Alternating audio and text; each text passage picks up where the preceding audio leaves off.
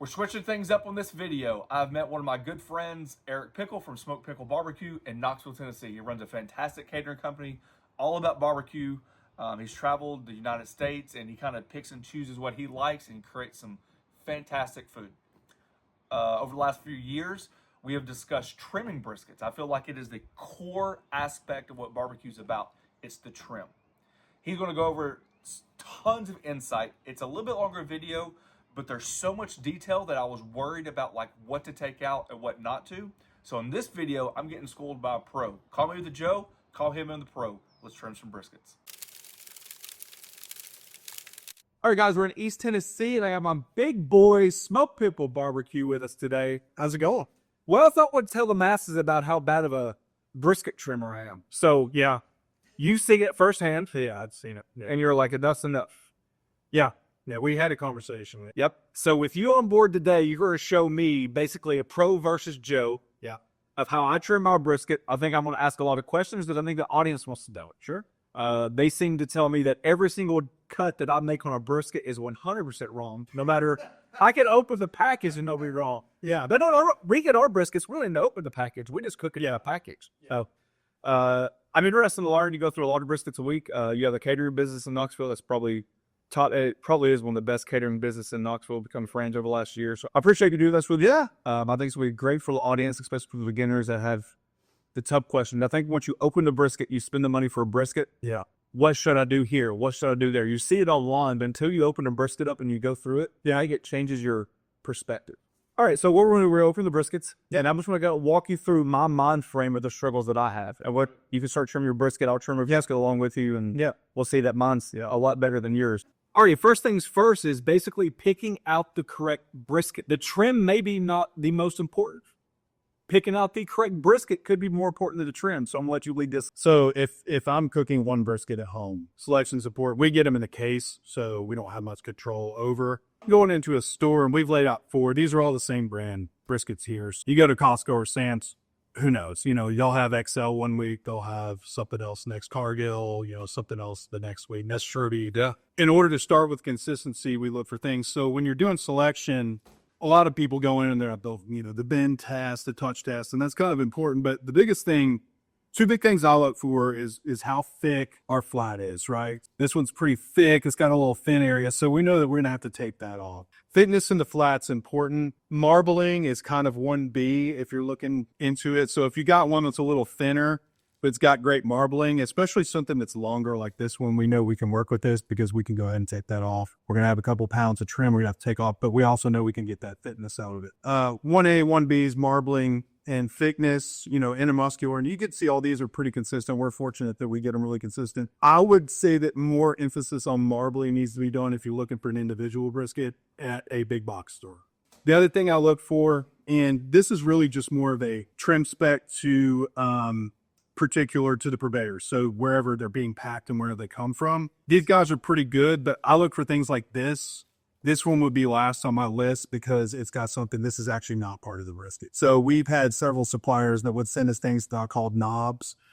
They would be part of the brisket that I'm paying for that just going to completely come off and has nothing to do with an actual brisket. And this is more pervasive with some suppliers. Even some packers you'll see in some of the box stores. I always look for, hey, how much bullet shape can I get out of a pack? And this one has the most bullet shape on this back. And I can look at the backside and say, conceivably, I'm really not going to have to take that much off this. If you know over the difference. Example, this one over here, we got this one great too. There's my protection. But this one right here, you got what I call a knob there on the backside, which again is not actually part of the brisket. And then you got this flare out there. So I'm off the top of this brisket, and the fact that it's very long, I know already I'm going to be 3 or 4 pounds of trim into this guy. Out of all of these, I would take this one. Got a lot of good marbling. It's not going to require a whole lot of trimming either.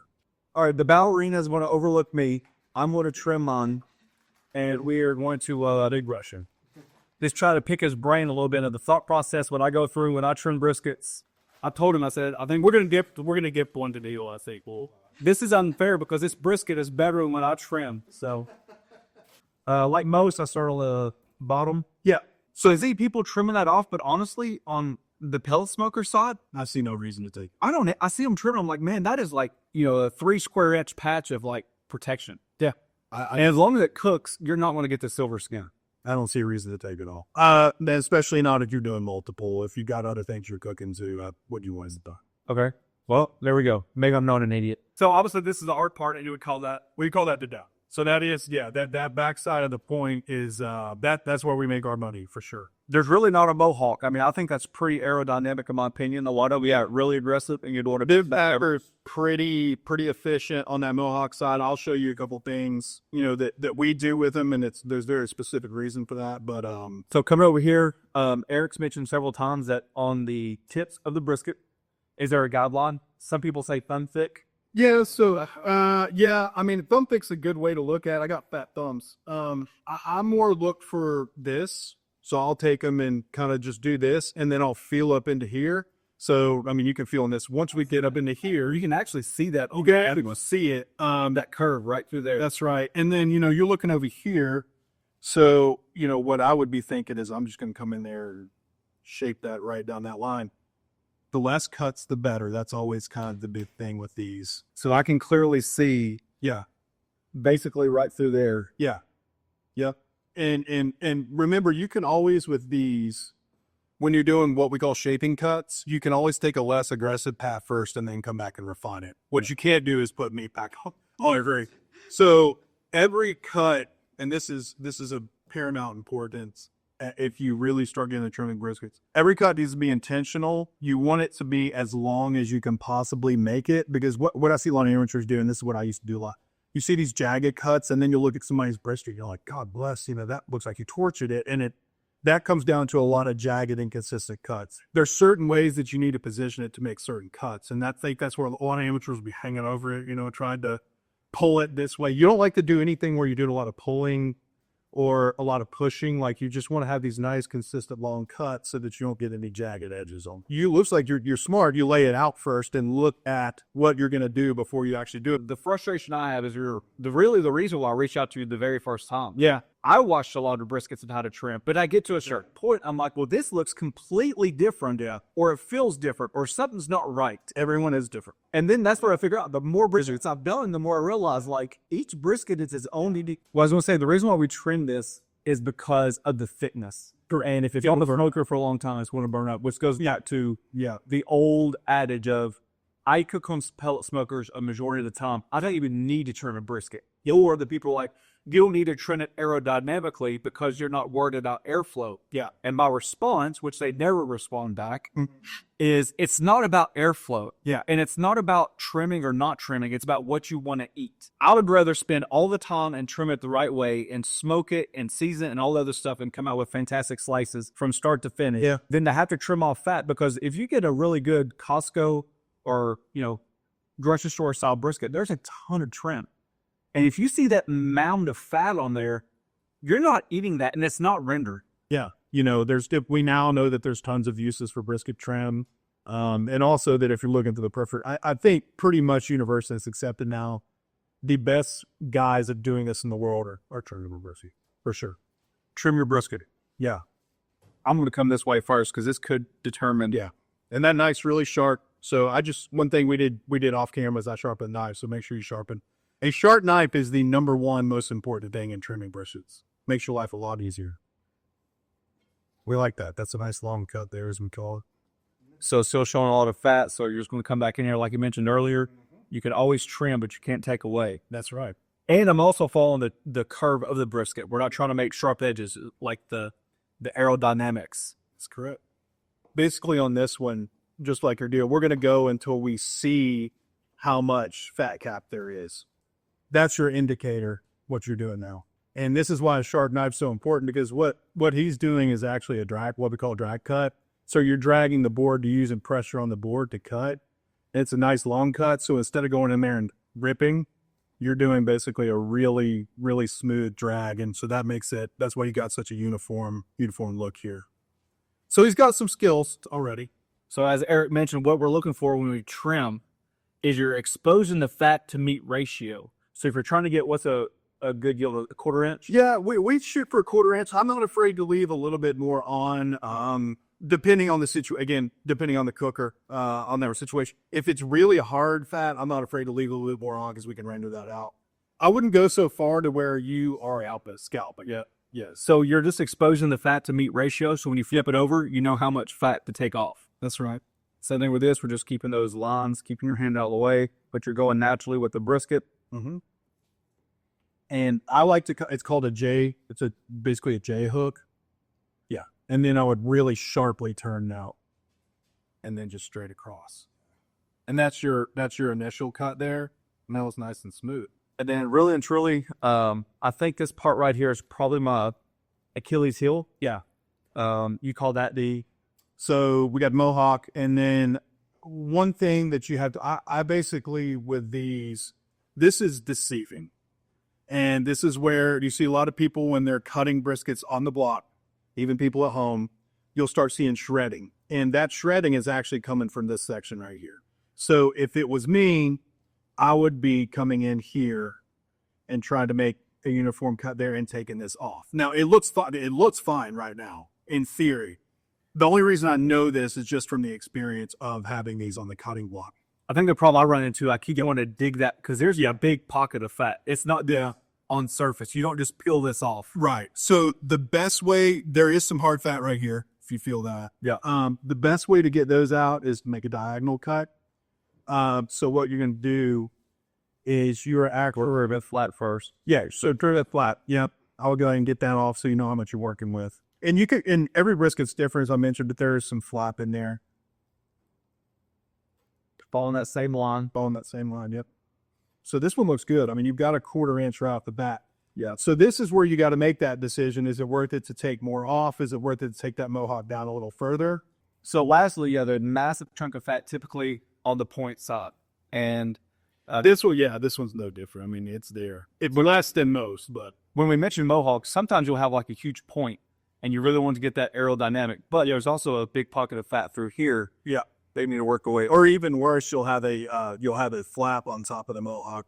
And when you get those is when you abandon shit. Take that brisket tight. The one thing that I can teach anybody about trimming, whether it be a filet, silver skin, a brisket, or anything, is learn how to imagine your knife trimming up. Yeah. If you always want to trim down, you're going to gouge your meat, right? So imagine coming through here, but keeping your knife blade up. Yeah. And it's hard to do at first. It's hard to even explain. And what makes it easier is I always like to say I trim uphill. A lot of these cuts, Neil, when I do them, I'll do that direction you're doing now. I'm pushing away from my stomach. Also, just in case you snag or something like that, we use really sharp knives. But also, it's a little easier to control with your thumb. You can put a little thumb pressure so you're not getting this jagged. So we like to make all of our cuts with a little bit of a blade lean going uphill. And again, I mean, we're just looking for what's the minimum we can get away with taking off of this brisket that is going to give us the best yield in terms of the best slice, in terms of overall quality, but also what's going to give us the most protection. Now, you mentioned earlier, I don't even know if this is on camera, that actually different packers had different specifications. They do, yeah. And when you do shop at your big box stores, you're going to realize if you shop for them often, they change all the time. The brands change, which means, but it's inside. So you're not getting the same, it's not the same choice. Yeah. To me right now, it looks pretty good. I mean, the thing that you mentioned earlier about getting it too much. So when I would look at this as a home thing, I would say that's way too much fat because it's not a 1/4 inch. But if you really look at it, right here is meat. So it's really only on the edge. So when in that case, what I would do is I would do an angled, what we call a drag cut, and I would just go ahead and just round that, if that makes sense. Yeah. Just kind of work your way down. You're dragging it. You're using that cutting board just to keep it from basically over penetrating into the meat there. Yeah, that's great.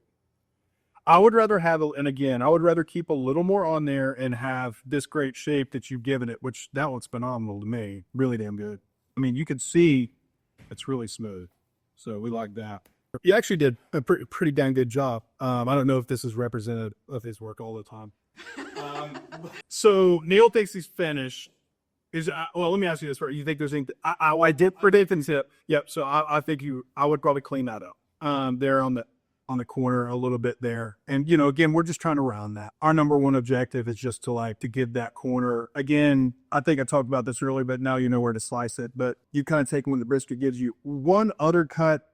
This is what I would do if it was me, is I would take more off the back here. Now, this is a dangerous proposition because this is protection. But if it was me, I like this to be as rounded as possible, up to and even including, I want some airflow under here.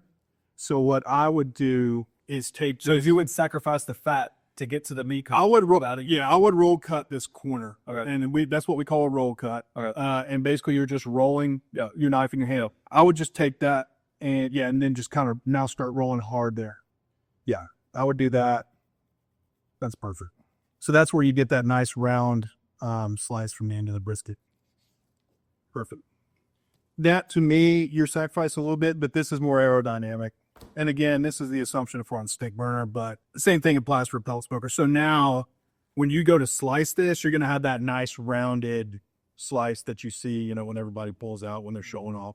This looks really good. I mean, I'm not going to lie. I would be happy if you came to work for me. Now, 45 minutes to trim a brisket's unacceptable. Fuck you. What happened to brisket was so lean to begin with? It was very clean to begin. I mean, again, you know, I think most amateurs, I would be happy throwing this one out of the package straight on the slope. Yeah, you know. All right, now that we give my brisket a grade, probably a 9.7. I think it's seriously. I was just throwing you off camera. I would be happy with that. And what 3 pounds of trim probably. The one thing I wish we would have done is seem like a bad brisket of how I'll react it, because even out of the package, I was like, wow, that's a good looking brisket. Yeah, package. That was the best one, I think, in that case. So we gave you the best one in the case. All right, so they gave me the worst one. Well, because I think yours is more relatable. This is more relatable. This is probably a 16 to 17. I think it's more relatable. Yeah, obviously you work through it. This one's got some issues. So one thing I do, I think you start on the other side. I'm going to start on this side.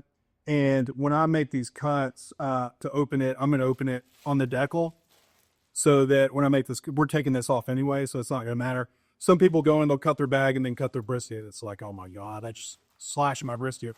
So yeah, Open the bag correctly. Open the bag correctly. So we're trying to, you know, make sure and keep as much as this blood off of our brisket. Some people pat them down. Again, we've got ourselves, you know, there's many different directions we can go with it. I start on this top side, like you mentioned. I'll usually not take this off, but this one's just a little bit uglier than yours was. So I'm going to go ahead and just get rid of that. Now, yes, I'm going to cut towards myself, but I'll be fine. So I'll go ahead and come in and take this down and roll it and take that section off there. So now I've exposed that. We're not going to take any more of that out right there. From my point of view, that seems extremely small to some of the ones I do. What? It seems like that gap is like that big. Yeah, this one was pretty good for how big the brisket was. This one's pretty. No matter how big that is, it's still the same system. Yeah, like you don't any system. You don't. It's all about arrow. That's exactly right. I like making long, efficient cuts. So, watched you do this earlier, but I'm gonna go ahead and come in and just make this long cut now, and that's gonna go ahead and expose all this, and I can kind of already tell we're close to where we need to be. And it just means the meat to fat ratio. Yeah, our meat to fat ratio is kind of already. I think I took 3 swipes out of mine. 3 swipes out of it. But yours first swipe was a little more aggressive. Yeah, but you actually ended up in a better position. We end up better. Again, I'm going to make as few cuts as I absolutely have to. One thing I tend to do when I make that cut sometimes, and you can kind of see it from here, you get a little bit of overhang. So I'm just going to go ahead and just kind of clean up from the top there. Now this is what we call the top side. I know there's a top side, what you call top side bone and side brisket debate. We call this top side because this is what's going on the smoker. Okay. So it goes off from. One thing I'm going to do, normally I would start working on this mohawk, but because we've got a bunch of this garbage right here, I've already cleaned up the other side. I'm actually going to, just to clarify, typically your brisket does not have this. It should not have this. Yeah. This is what makes all. Don't look at this. Yeah, like, yeah. Don't look at it. Everyone's going to have this, but it's going to have a knob there. So I'm just going to go in basically and take all this off right here. So that kind of exposed everything back there. This mohawk is pretty thick. It's also got this little canyon in it. So I'm also going to go ahead and just take that off. The best way to take mohawk off is to start from the bottom down here. And we're going to work our way backwards. And we're going to take as little off as we absolutely have to. Now here's one of the keys. Once you get to this side, I'm going to switch hands. I'm going to roll the knife at the end. So I just rolled it and I've just exposed all this good meat here. So now we can see we still need a little bit more taken off there. And so every trim you're just not worried, but every trim just falls in the same aerodynamic. Falls the same area. We've got an end result in mind and we're just working backwards to get that end result. this side, we've pretty much exposed what we need to expose here. So working on this side, it's all going to be on this back side is all what I call roll cuts. So these are going to be, I'm basically just shading this to get the aerodynamic effect that I want on the, And this is, you'll probably say, in fairness, this is probably more important on offsets than it would. it's more important on offsets than it would be on a pellet smoker, but I still want protection on the back end no matter what. Yeah. This is when you see those beautiful rendered slices that come off. So we still want as much protection as we can get. I'm okay with leaving the rest of that on there right now. So this one, which we thought wasn't going to be great, has actually turned out to be pretty good. I'm actually just going to shape this. And what I like to do is just one big cut. So I'm going to come in and I'm going to shape it like that. Kind of like you did. And then once we're going to work straight right there. And then we're just going to make minuscule little cuts to these edges right here to get the shape that we need.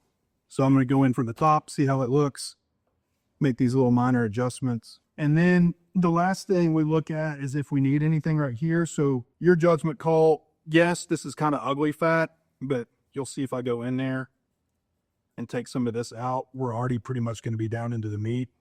So I'm probably just going to leave all this on there. So I would be happy to throw this on. Kind of my keys here is keep some of that fat on the backside. Not a ton, but we want enough to protect it. We got that aerodynamic shape that we're looking for. Like I was talking about, no jagged strokes. So when we go to do this, one thing that's important, which we didn't say from the onset, we trim all of our briskets cold. If you got one that's been sitting out, you bring from forever, throw it in the freezer for, 30 minutes or whatever, and go ahead and get it. Your knife goes to the fat so much more. The fat's not had on resistance. Yeah, it hasn't started breaking down yet this week. But yeah, I mean, I would be happy with this one. We've left quite a bit on this one. I'd say we started at, 16, 17. We're probably in the 14, 15 range now, which in our business is money, and what we took off. Well, let's just show this is what scares people. Yeah, when they very first start doing it. Yes, the amount of trim and fat that you paid for versus this pile. Yeah, there are a lot of good things that come from this. Chili, spaghetti, ground it up.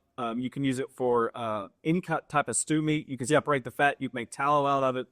I've always followed a method that basically it's 5 major cuts, and I kind of went through those here, but all of them are long cuts, and you basically should do those every single time. It's just based on each brisket, kind of how long it's going to be or how difficult it's going to be, and then you got your minor fine tuning. Sharp ass knife in his right hand. It doesn't work. I should work from the end of the table. Now that you trimmed yours, I've trimmed mine. Yeah, we're going to trim them together. I'm going to focus on the pop cuts. Yeah, and let us go through it naturally. Yeah. Although you got an end starter, you head start on bagging me there, so.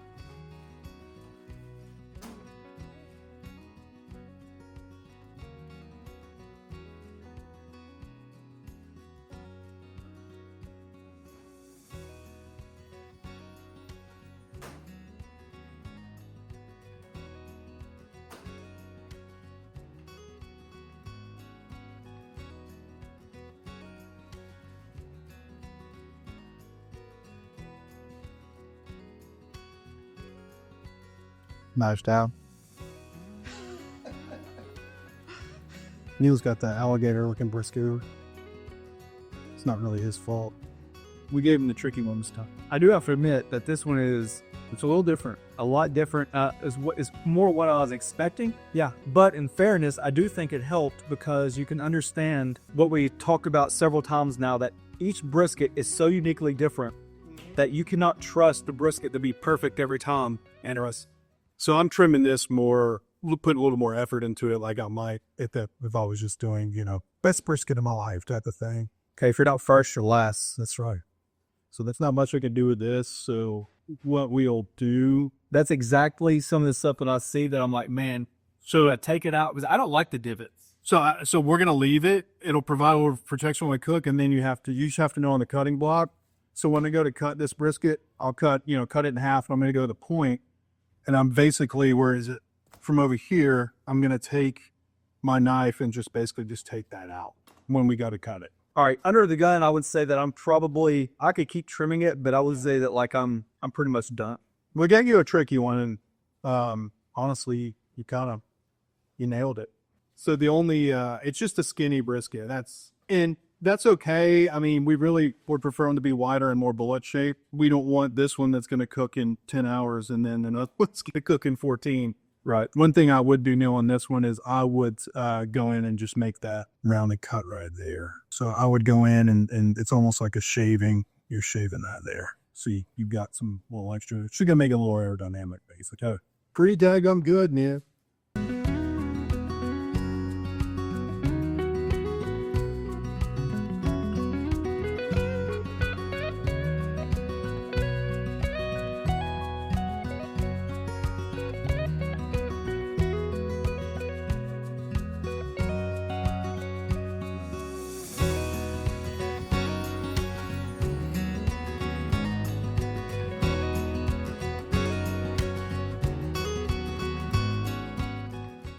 So there you have it. There is a Pro versus Joe version of how to trim a brisket. Like I said, it was a longer video than expected. However, we got more footage out of it. We're going to show you in the next video, if you guys are interested, how he seasons his brisket. It's very interesting, the thought that goes behind it. There's a lot of things that go behind this stuff, especially when you're in business by yourself. Along with, in the third video, we're going to be just basically showing the footage of casual conversation, true barbecue talk. We're going to be talking about pits. We're going to talk about pellet smokers, talk about common myths, talk about everything that he sees, along with what we see on our end, and kind of marriage those together. So this is a 3-stage video collage, and the first one's going to be trimming, the second one's going to be seasoning, and the third one's going to be casual barbecue talk. And as always, thanks for watching. Don't forget to press that subscribe button, pound the notification button, share with your friends. Peace.